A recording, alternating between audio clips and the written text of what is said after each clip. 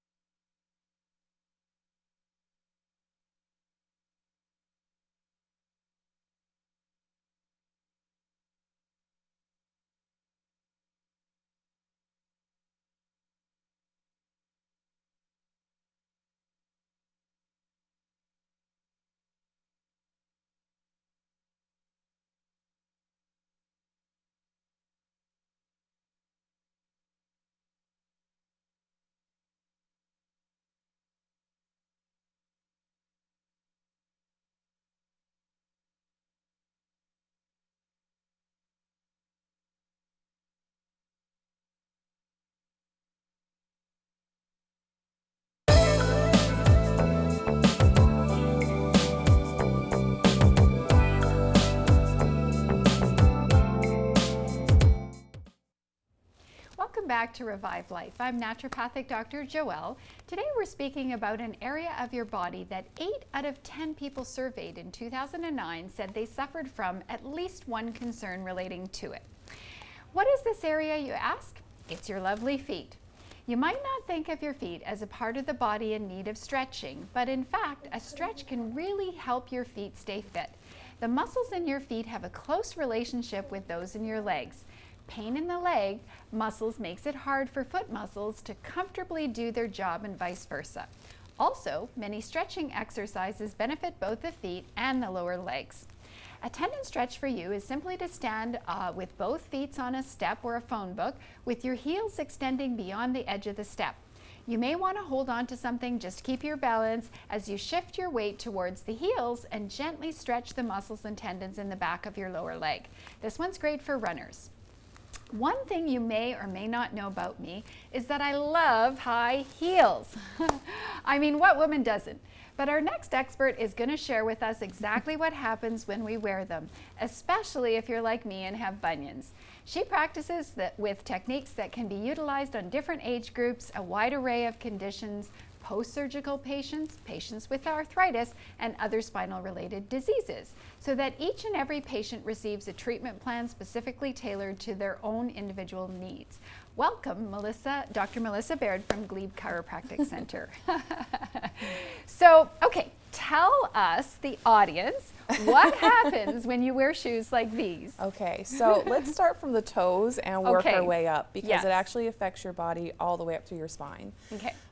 If we look at a higher heeled shoe. Yeah, I'll give you the shoe and you can just maybe kind of direct us and tell us what's going on. So if we look down around the toes, yes, we don't have a whole lot of room in here for our toes, so that's creating a lot of cramping in there. You're also squishing that big toe more over the rest of the toes, making it a little bit more susceptible to bunions. You can get neuroma, which is another thing which is more common in people that wear a lot of high heels. And what exactly is neuroma? You have these little nerves that are in between the bones in the foot here. Okay. And when they get irritated, especially in between the third and fourth toe, it can be quite painful, and you can start to get scarring around there as well, making it even more uncomfortable. And that can create long-term damage. Absolutely. I know that's a very common thing for dancers. Yes. Yes. So anything that's going to shift the biomechanics of your foot will make you more susceptible to some of these injuries. If we go up into your ankles, you don't have any ankle support with this at all. So it's really easy. They do look good, but it's really easy to twist your ankle and to sprain your ankle. Sure. The other thing that's important, if you look at the height of the heel, anything over 2 inches is going to force your foot into pronation or cause the arch to collapse, making your foot flatter. When that happens, it causes the tibia, which is the bigger bone in your leg, to roll inward. Which strains the knee, causes the hip to stick out, and also causes your center of gravity to shift forward, increasing the lordosis, or the curve in your low back, which is putting a lot of extra strain on the joints, the discs, and the soft tissue. So the muscles in the low back get a little angry when you have heels on. That's amazing. All those symptoms or the cascade of events that occur from, of course, something that you're wearing. Yeah, absolutely. Okay, well, let's take it one step down. Okay. Let's say that we don't have such a sharp heel, but what if we do something like that? What happens then? So this one's giving you a little bit more stability because you have a wider base. Now, it's still pretty high. You still don't have a ton of ankle support, but at least you've got a wider base to walk on. So in comparison to this one with a really big heel, it's giving you a little bit more freedom in the front for your toes. It's still not a great option, though, if you're going to be doing a lot of walking. Okay. So let's talk about a lot of walking. Thank you. So, I'll still probably wear the shoes, by the way. But and you can. You absolutely can. I have a lot of my patients, instead of wearing the shoes all day, I have them carry a pair of flats in their purse. That's a great idea. And alternate throughout the day. If you have an hour that you need to wear them, fine. But for the majority of the day, having something a little flatter with more support, more comfortable, is a better option if you're on your feet. Great. Now, if we look at something like a running shoe, we want to make sure that we have a good support in the back. So when you press along the back here, it should be nice and firm. Okay? If you bend the toes, you should have a little bit of bend at the front, but it should be right here where your toes bend and not all the way back here. So if you kind of go like that, it shouldn't bend in the middle. Exactly. Okay. And it shouldn't bend that much. The other thing, you shouldn't be able to wring your running shoes like a washcloth. Okay. Now, if you look at something like a minimalist shoe, I believe you talked about it a little bit earlier. As long as you've trained your body to use it, you need to train your body to use it like you train your body to do anything new. Right. So when you're looking at going in for a regular running shoe, those tips will be very helpful, and remembering that you need to gradually build yourself up to something that has less support in it. Okay, those are great tips. Now let's talk about some of the issues that do arise. So let's say you've done all those good things, but yet you're still experiencing some foot issues. And of course, one of the most common would be pain just underneath the heel. So tell us about that kind of discomfort. So one of the main things with pain under the heel can be plantar fasciitis. When we're in high heels, for example, our calf muscles get shortened. So one of the main things we need to do is start stretching out our calf muscles. The other thing you can do to try to help out with some of the foot tension and the foot pain on the bottom of the foot is to roll your foot around on a golf ball. It'll help to stretch out a lot of that fascia. The other thing you can do is ice. You'll get a lot of inflammation in the base of the heel, and you need to get the inflammation down to get a lot of the pain to resolve. That's awesome. And I know that for our clients, we do acupuncture as well. That can also be helpful. We've spoken a little bit about pronation, supination. For our audience that doesn't quite understand that, help us understand what exactly that means. So if you're a pronator, there's a couple different types of feet. A pronator is someone whose arch is fallen. So instead of having a really well-supported arch, they tend to carry their weight a little bit more on the medial side or the inside of their foot a little too much. Another type of foot is a supinator. So their arch tends to be really high. Something that's important though is if you want to know if you have flat feet or a higher arch, you need to be weight bearing. You can't just look at your foot because everyone looks like they're high arched. Right, right. So stepping on a piece of paper with a wet foot is a good idea or a good indication if you're a high arched or a low arch. And that can give you some indication as to what type of sneaker, what type of shoe would be best for you. What about if you experience pain or discomfort in the shin area, shin splints? So with shin splints, there again can be a couple different things going on. With the front part, usually it's time to change out your sneakers. If you're having pain in the front, you need to reevaluate your sneakers and see if they're still sturdy. Yeah. With pain in the back, we're looking more at, are you dehydrated or are you not stretching enough? Are your calf muscles too tight? So those are a couple things to look at. And your favorite calf muscle stretches would be? Yeah, there's two you can do.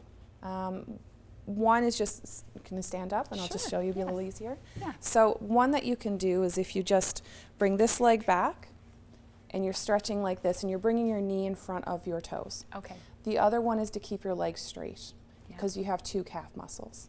Holding both of those stretches for 15 to 20 seconds. Don't jump or jerk around because you're going to confuse your body. It's not going to know if the muscles should stretch or contract. And hold them for 15, 20 seconds, 3 to 4 times a day to make sure those muscles are getting nice and stretched out. That's great advice, especially, you know, we're coming into the summertime, people are golfing a lot, they're walking a lot. We want to make sure that we're taking time to stretch. Another common term is hammer toes. What exactly is that? So again, that's something that a lot of times will come from improper shoes. So if we look at one where you're getting your toes all jammed in here, the toes start to get a little bulkier at the end. And that can lead to a whole host of other problems, start getting a little bit more arthritic change in the toes as well, and can be quite uncomfortable. Okay, lastly, we've got our Achilles. Yes. Achilles tendonitis. Yes. So again, it comes back to footwear. Footwear is very important. So with Achilles tendonitis, if we look at the where the pain actually is, it's not necessarily where the tendon inserts. It's a little bit higher than that on the ankle. Making sure again that you're icing and stretching out your calves and looking at proper footwear is very important. That could be another indication to look and see if orthotics or something, customized orthotics would be something that could benefit you as well. Thank you so much. You've got lots of knowledge to share. We appreciate having you here. Anytime. Just to keep in mind that corns and calluses and all of these